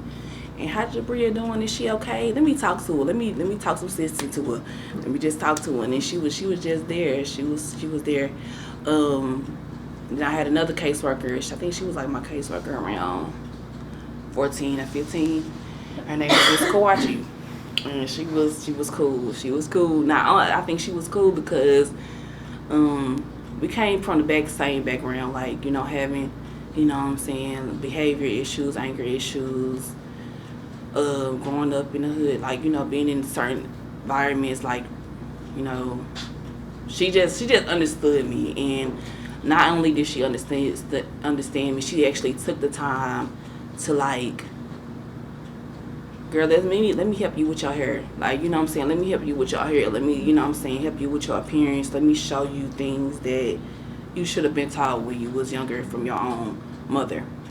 And I still talk to her. I'm still in contact. I go over her house sometimes, and we still in contact. So, she just kept it real. She kept it real with me. And she wasn't like, oh, I'm just finna play like I'm finna be here. She was there when she was working with DHS and afterwards. So, yeah, I respect it. Yeah. Thank you for sharing that. I believe I had 12 different workers and supervisors throughout my time in care. There were a few that were just for the whole ride. There was one supervisor, Nancy Kemp, out of Hempstead County. She was there for the long haul. She would, stand over my hospital bed and shake her finger and yell at me, and she would, pick me up in the middle of the night if we needed to change placements and things like that. And then I had one really good worker that I stayed in contact with after they're all, I think there's only really one that's left with DCFS. They all kind of turned over eventually. One I lived with in my college years for a little while. She offered her home when I didn't have one. And she was not with DCFS at the time. Of course, no. Probably not okay, but anyway. I think just like what they've said is, even though like they have a role and a job to do, the ones that go above and beyond in the consistent way, that's what's important, I think, to foster kids, is because we see so many different faces, and almost every face we see disappears. Thanks. So, long term. Thank you.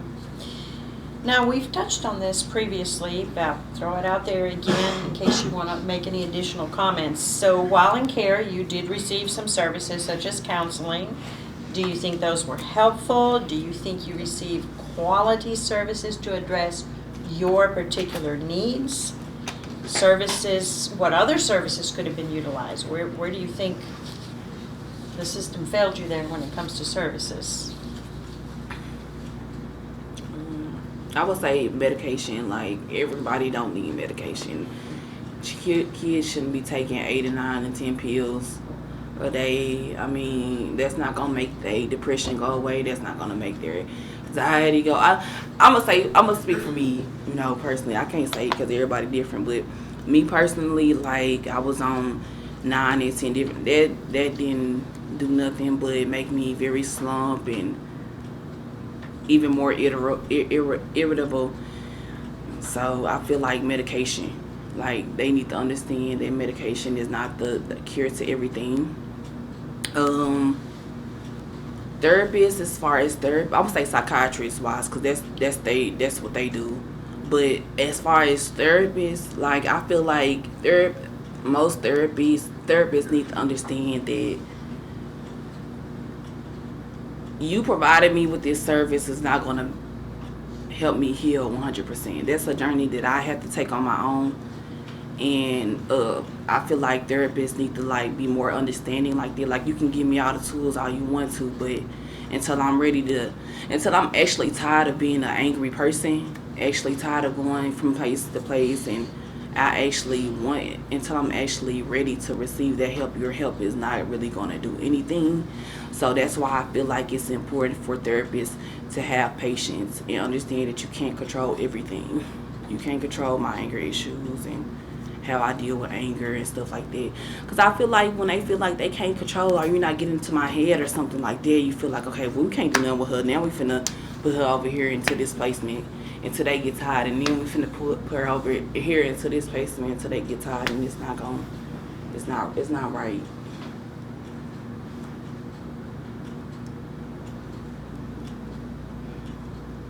I think the independent living program that I went through, that just needs to be replicated. That was like the biggest advantage that I had. And while it was so stringent. Like you had to go through an application process, then you had to go through an interview with an actual board, including the United Methodist, preacher at the facility, Reverend Hunter, Jim. He's heard me cuss a lot. So, they had to feel you out and just make sure that you were even a good candidate. Usually they don't open that up till you're 16, which I argued at 15 was vastly late to the game. I need this earlier, and I justified it, and they let me in. I think that was huge. That was amazing. But I think where we fall short is the therapy. But I think for me, and talking to Maurice and Gary and people that have gone through the system, it's hard to talk to a therapist that hasn't been through it. Okay. You can't relate to me. You don't when I talk about pulling up and popping the trunk, and you don't really know what that means. I don't really want to take 30 minutes of this therapy session to kind of walk you through that and explain the slang. I need somebody that understands, right? I need a haircut, but I need a special kind of hair. I need an experience when I go to the barbershop. I need a place where I can play video games and get wings and get those life lessons, right? You can't take me to Great Clips, they took me to Great Clips and look at me now, right? So I think from a services perspective, I think we have to tailor make it, and we have to find what works. Too often we give up. Well, he's been to 13 therapists. Yeah, but they're all up in Searcy, and he's from Southwest Little Rock. You can't. That ain't gonna work, right? We've got to get to the point where we're offering the services that will be impactful, not the ones that we hope to be impactful. I don't like the hope system. I hope things will change. No, you got to go. You got to make the change. And if a 14-year-old kid isn't ready to make that change, the patience is definitely needed, because it is going to be a long road, right? So I think from a service perspective, if we can tailor make the services, that would probably be a better experience. We also talk about our advocacy being culturally sensitive to what the child needs culturally. And yes, I have a different culture than you do.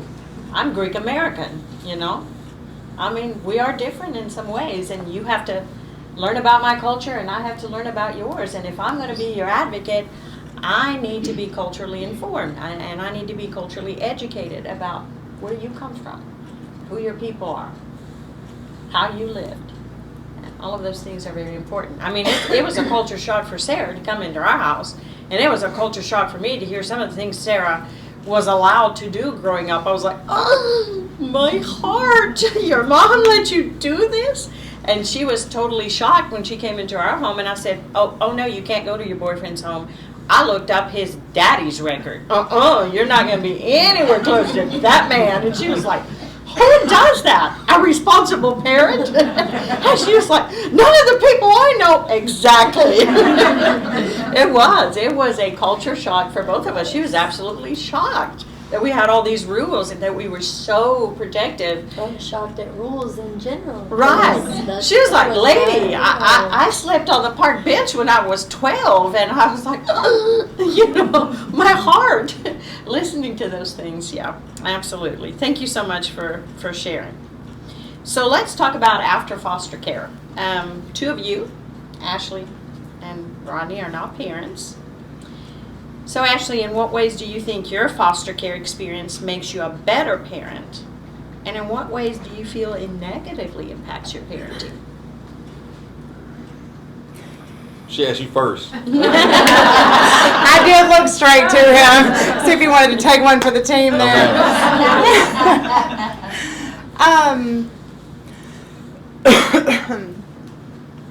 It definitely helps me understand and have patience with my angry teenager.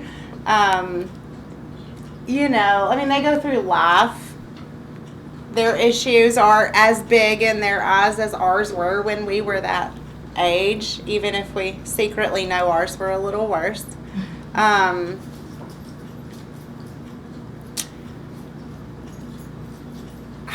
really don't know how being in foster care impacted that. I'm sure there are influences to where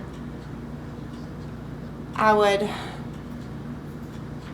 probably apply some parenting I've learned along the way through different caseworkers or foster homes or things like that, but I don't really know how it's directly impacted it. Okay. I don't know how it's positively impacted it.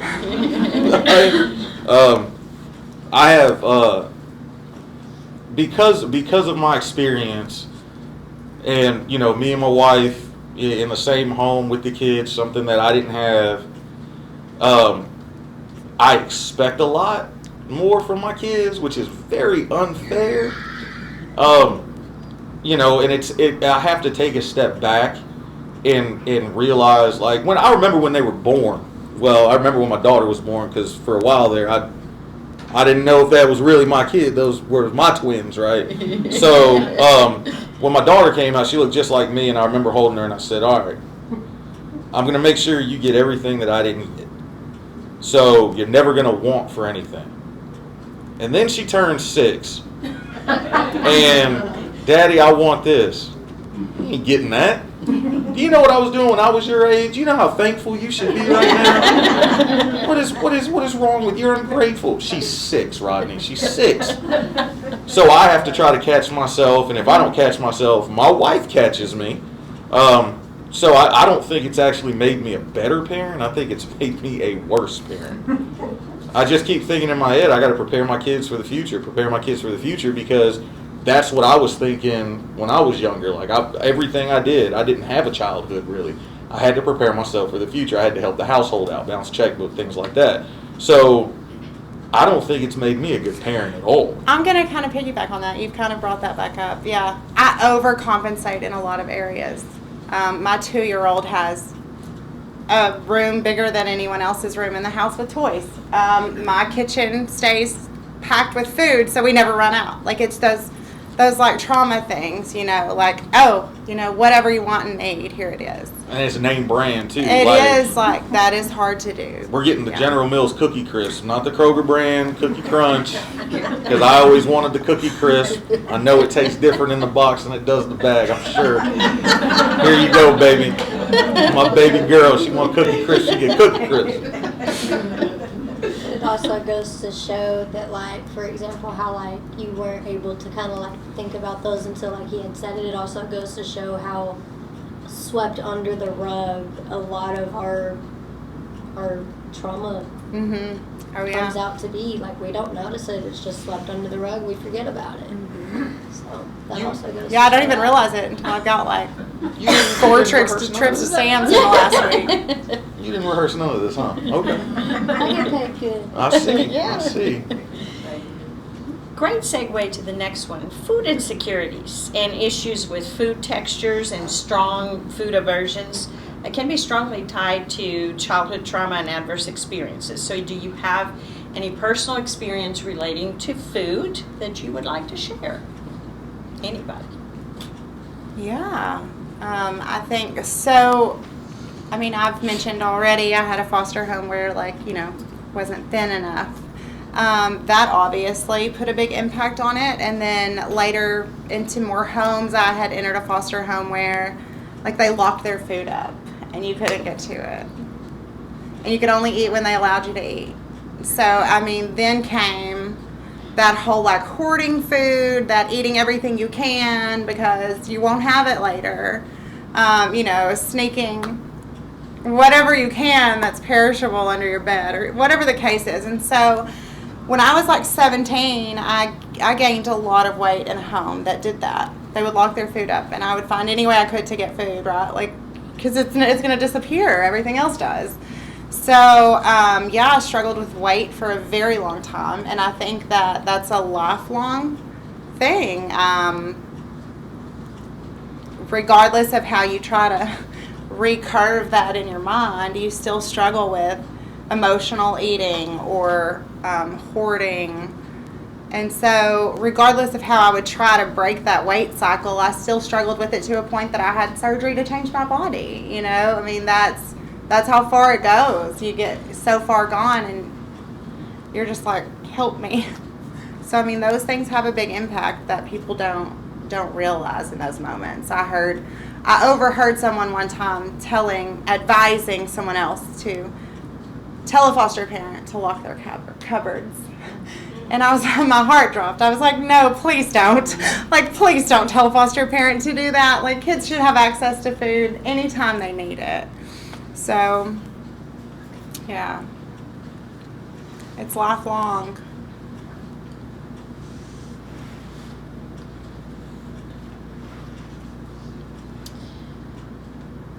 All right, so Sarah, since we rehearsed this.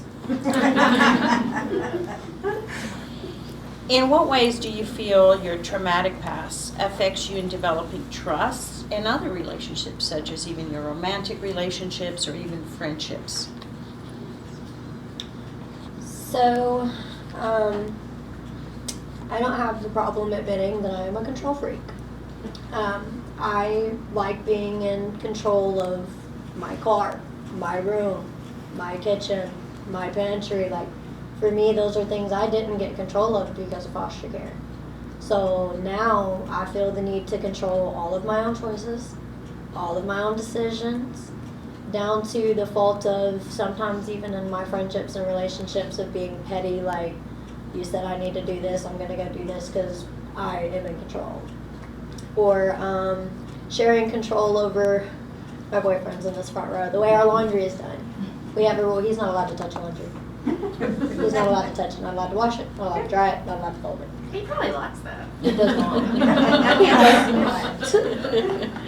But, and I also am the type, I will complain like, oh, I don't feel like you're helping me clean, but at the same time, if he goes to clean, like, please don't do that, you're going to stress me. I need to do this my way. So foster care, that sense of control being taken from me, really goes to show as an adult how controlling I feel the need to be, to the point where it causes problems in my relationships sometimes. I don't know if those behaviors are isolated to just the impact from foster care. Yeah. Because I fold towels incorrectly. So It's just me a man thing. it might be. But I to piggyback off of that, I think foster care for me, and it kind of goes into a lot of things, right? There's a lot of variables, but I was not allowed to talk to my father's side of the family for many years, and then I had my dad for a while, and then he took his own life. He left. Grandma and me were tight. I was like the favorite grandchild because she didn't have a relationship with me. She didn't even know me. So for 6 months, I got everything I ever wanted from Grandma, right? And then she passed away. She left me. My biological mother dumps me in a children's home. She left me. Dr. Allred took another job, but he was still around, but he had another job. He left me. Mama Boo, living there, that was probably the most consistent, but when she came out, finally, right, that caused a friction in the marriage, as it probably would, right? Now she's got a girlfriend. So that's a little weird at family dinner, but she ended up having to leave. She left me. I went in the military, made friends. They left. I've been married for 18 years. My wife, God bless her, because there are still times where I can feel myself pushing her away, right? Even my kids, pushing my kids away, because everybody leaves. So if I don't let you get close, I don't have to worry about the attachment. So it impacts like my friendships. It impacts, relationships, girlfriends when I was, before I was married. Now that I'm married, impacts that. I think that the adverse effects there is something that I'll always battle with. Yeah, absolutely. I agree. It's harder. I mean, it's even more hard for foster youth because we don't have we didn't have a support system growing up. So you age out and then you're in the real world, and then you don't even have the skills you need to develop that support system or the emotional capacity to attach to other people so that they can become your support system. I don't know that ever ends for a child unless it is just constant, consistent people staying. When everybody else leaves, staying, you know? Yeah, and it also affects, you've never had a healthy relationship to mirror or watch or see. And so in your personal relationships, your romantic relationships, those suffer severely because we end up choosing people who aren't good for us, people who we, I think, subconsciously know will eventually leave one day. And we get in situations where we shouldn't be because we didn't have a model of what that looked like. And so, you know, trauma repeats itself over and over, and we somehow just keep seeking abandonment.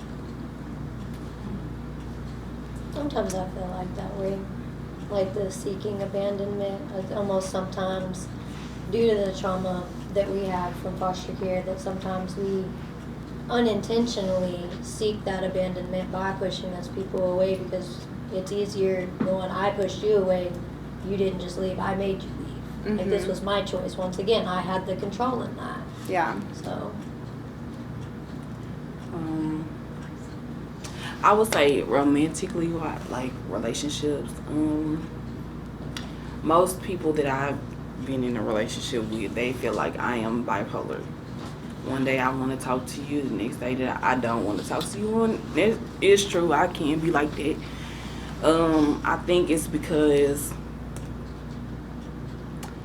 being scared of like opening up and like allowing somebody to come in and fully love me and, you know, get to know me.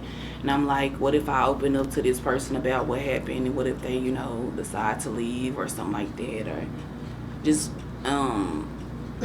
fearing abandonment and allowing, or either just simply allowing somebody to come in and they hurt you. Well, I tend to be very I guess you would say wishy-washy, but it's not because I don't like you or I don't want to deal with you. It's I'm not, I guess I'm scared to open up and allow somebody. I would say that as far as friends go, I ain't control. I can't be controlling. Like I can't be controlling, especially when I feel like I ask you to do something and then you don't do it. You do the total opposite. Like, how could you like do that? Like, after I told you to do something, like after I told you to do something, like, I'm not a type of person to be like, if I tell you to do something, do it. Like, well, sometimes I can't be like that. But I've always been like that. Even when I was 13, I was like that. Like, I'm a bit, you know, too motherly on my, you know, significant other, and I had to learn to like pull back sometimes. I think we could say we all have control issues. Yeah, that's just women period. Not all of us. I will say that. I would say friendship. I'm sorry. Oh, you're good. Yeah. Friendship wise, because I've been to like multiple placements, I've gained multiple friends, and I've met people from like all across the world. So, I mean, I'm really not I ain't gonna say I'm not friendly, but I'm very, if you just now meeting me, you would say that I'm very quiet, I'm very reserved. I would say I'm not as open to like friendships as I should be, I guess, because I'm like, okay, well, she probably fake, or I think negative things in my mind, like, oh, she probably fake, like, oh, she got too much drama going on, I don't need to be even, this girl, she talks so much, like, I just don't even want to be around her, like, I just have so much, like, negative thoughts when it comes to, like, certain, if it's a vibe, I meet people that, you know, it's a vibe, like, I can talk to them, they just, the vibe there, we just click, but certain people certain people I just be like, no, I'm just gonna stay to myself. I don't even feel like talking, or So I would say I'm not as open to friendships as I should be.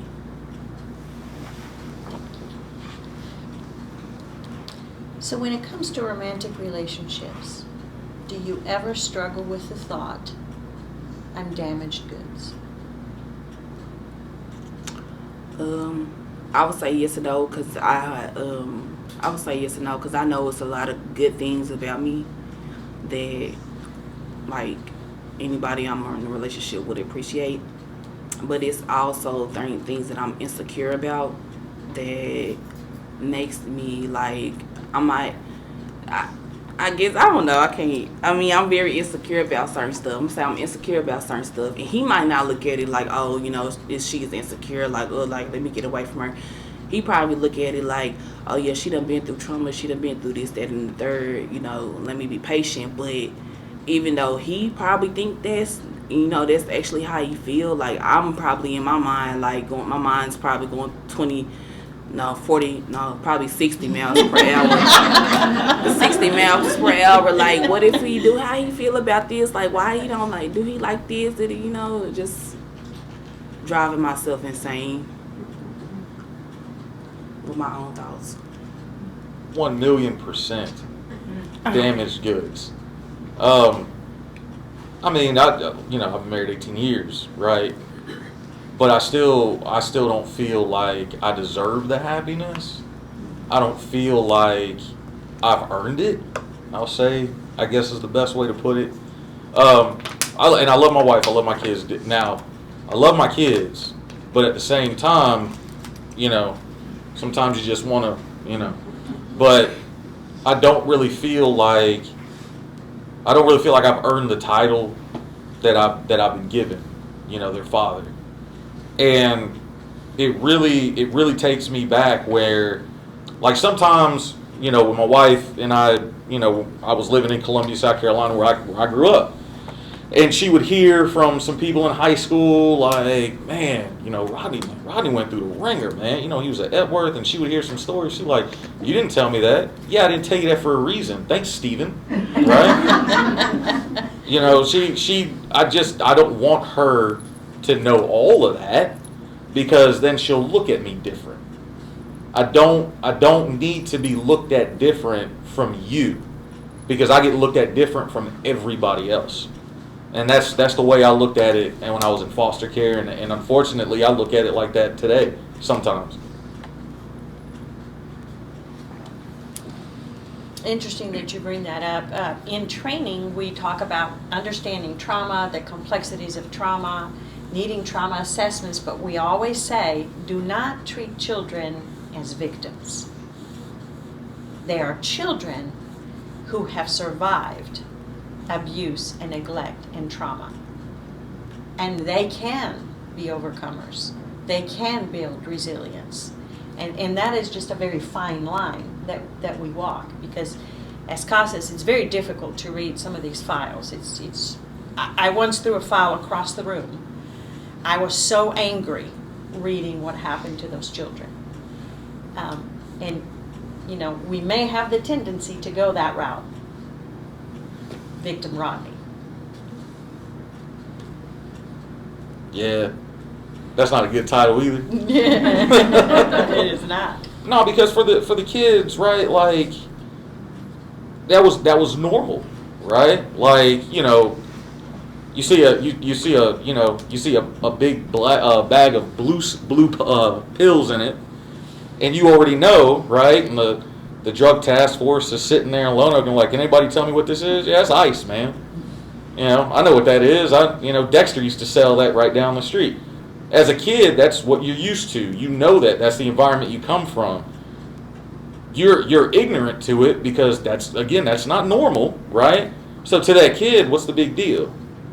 To you, of course that's a huge deal. No kid should be subjected to that kind of stuff. But to the kid, if you start treating them differently because of that, then it becomes that weight of, well, maybe I'm not normal. Maybe I'm never going to be normal. Maybe, and you just start going through all those hypotheticals, and the next thing you know, you're folding towels wrong. So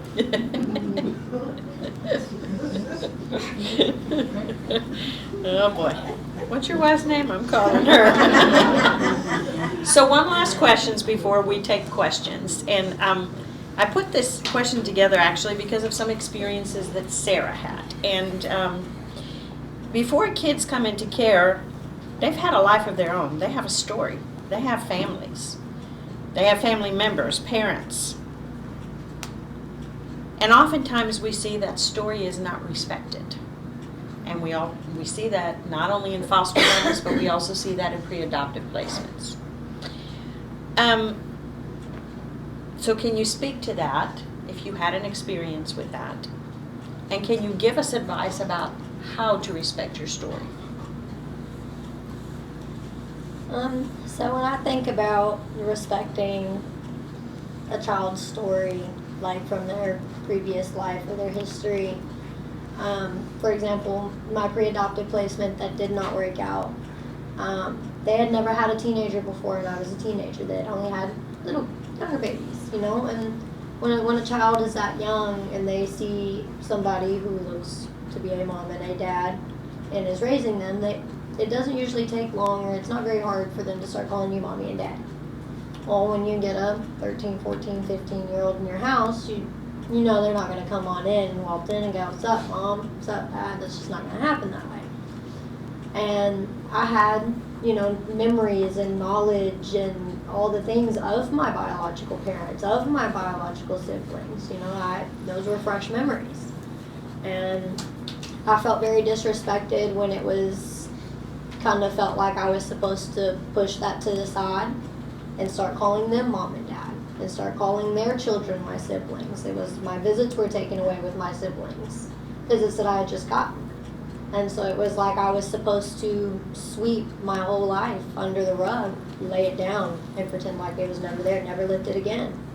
And to me, that just was not possible for me to do. That I had a mom, and yes, she was an addict, but I still loved her, and I still wanted to keep in contact with her. I had 4 brothers, and I loved them and wanted to keep in contact with them, even though none of them were in care. And to feel like any option to do that was taken from me just was not, made me feel disrespected and alone.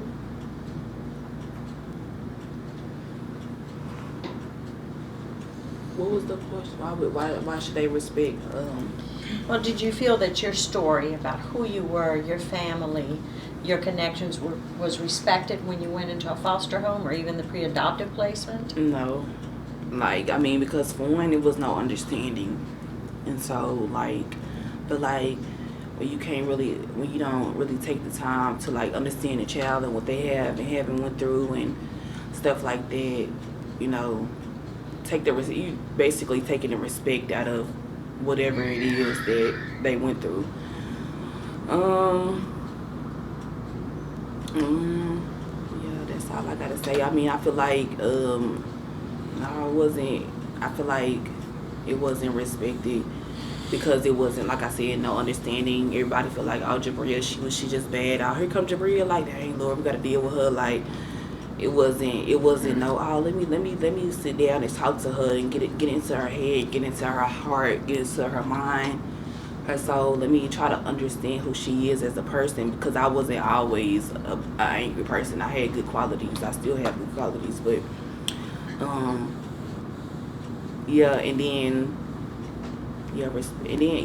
then kind of like what she was, like Sarah was saying, when a child is, or a teenager, whatever the case may be, is forced to sweep their story under the rug as if it didn't happen. I feel like that is very disrespectful, very selfish, very disregarding of that person, of that child. And I feel like you should never ever put a child in that position to feel like, oh, what they went through don't matter, and you shouldn't talk about that, and you shouldn't grieve about that. That ain't gonna do nothing but make a child even more angrier. So, yeah. When Sarah was in that pre-adoptive placement, I contacted her caseworker. We were in the process of getting licensed, and I said, "How's it going?" And she goes, "Not well." And I said, "What happened?" And said, "Well, I think it was week 2. The foster mom, pre-adoptive mom, said to Sarah, mind you, Sarah is now 17 years old.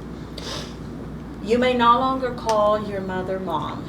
She is Donna, and I am now her mom, your mom. Who does that? I mean, you're asking to fail. This is a 17-year-old. Like you're going to compel somebody to feel like you are their mother. It's delusional. It is delusional. Thank you. It's absolutely delusional. It is absolutely delusional. I know Tammy had a case where the child went to a pre-adoptive placement and she was told she could not tell anybody she was in foster care. She could not keep any of her possessions prior to foster care, including prior to coming into that home, including her bicycle.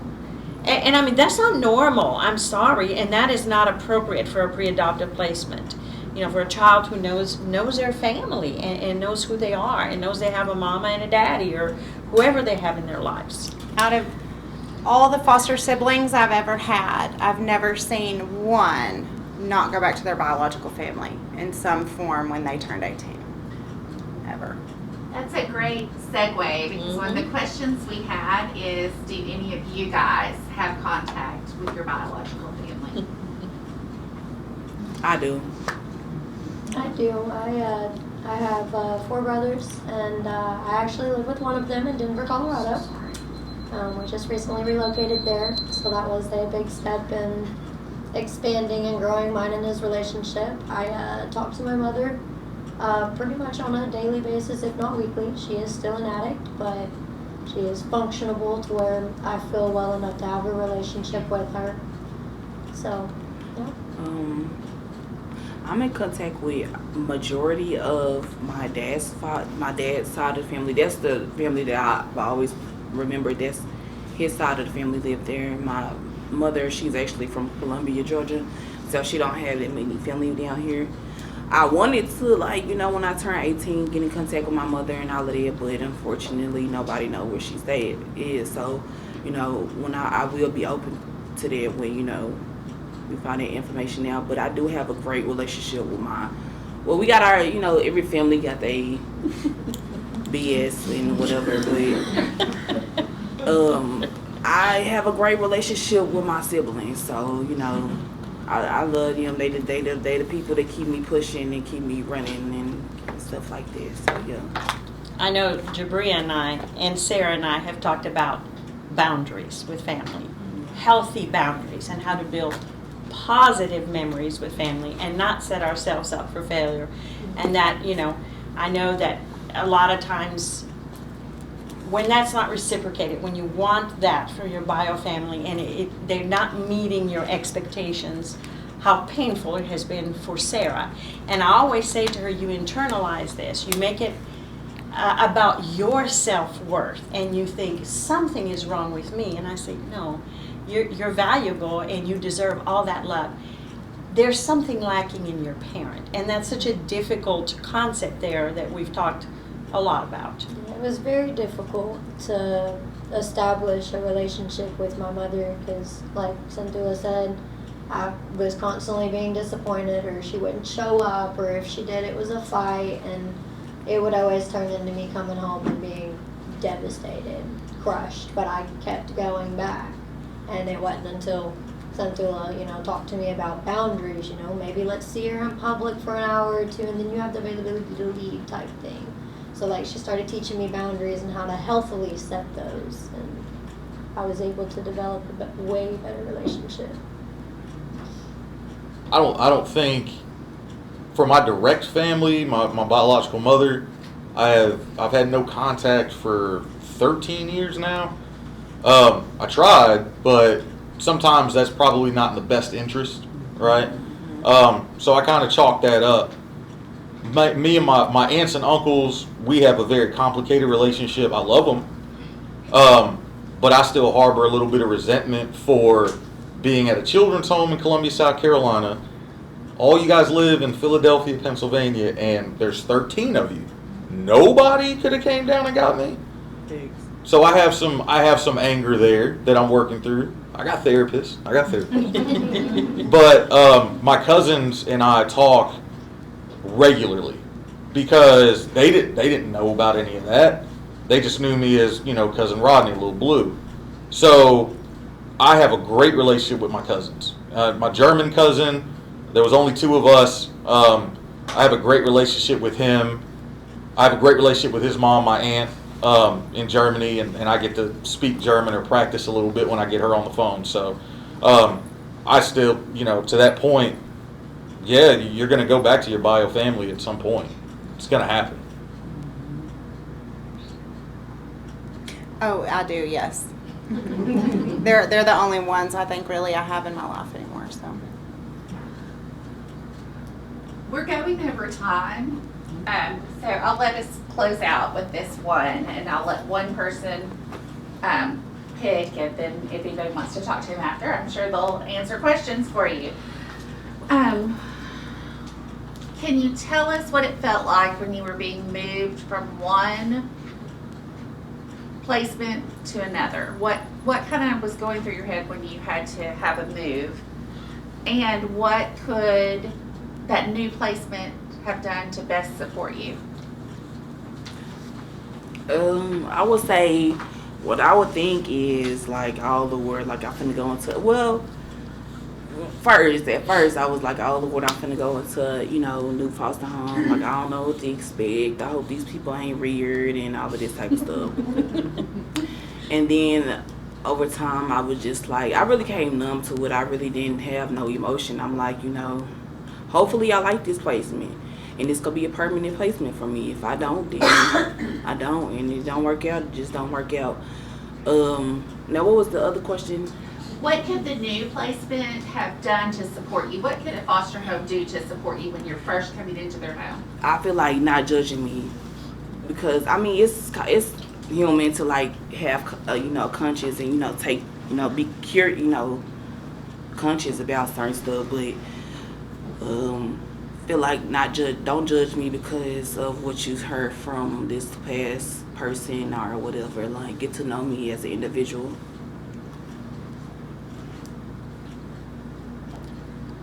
Well, we did it. You did it. Thank you. Thank you.